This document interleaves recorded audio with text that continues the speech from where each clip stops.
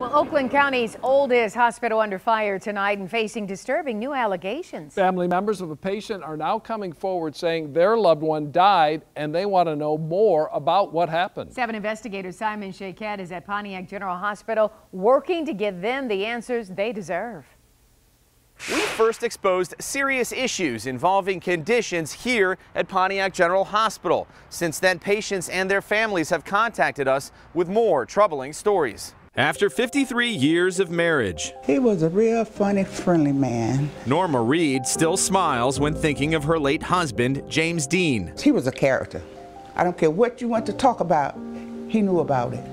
What you have done, he have done it too. Also known as JD, he spent his life as a proud father, working more than 40 years for GM.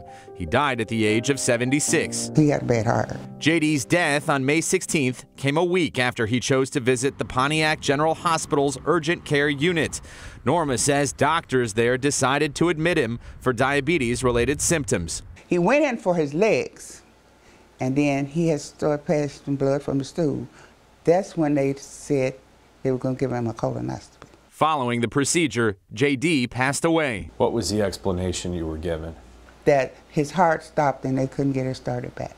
Did anyone warn you about the dangers of the procedure and sit down to speak with you both? No. To better understand what happened, we reached out several times to a top executive at PGH, as well as others in management.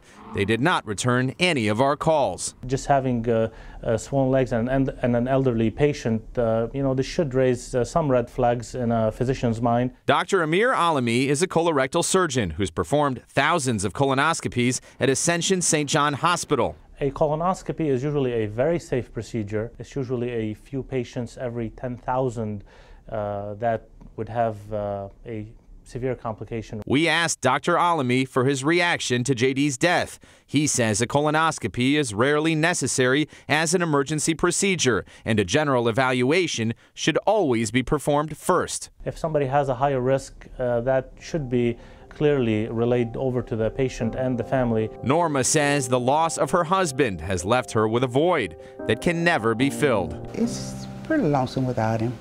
If you're aware of any additional concerns involving Pontiac General Hospital, I'd like to hear from you. Just message me on Facebook, Twitter, or email me. From Pontiac, Simon Shaquette, 7 Action News.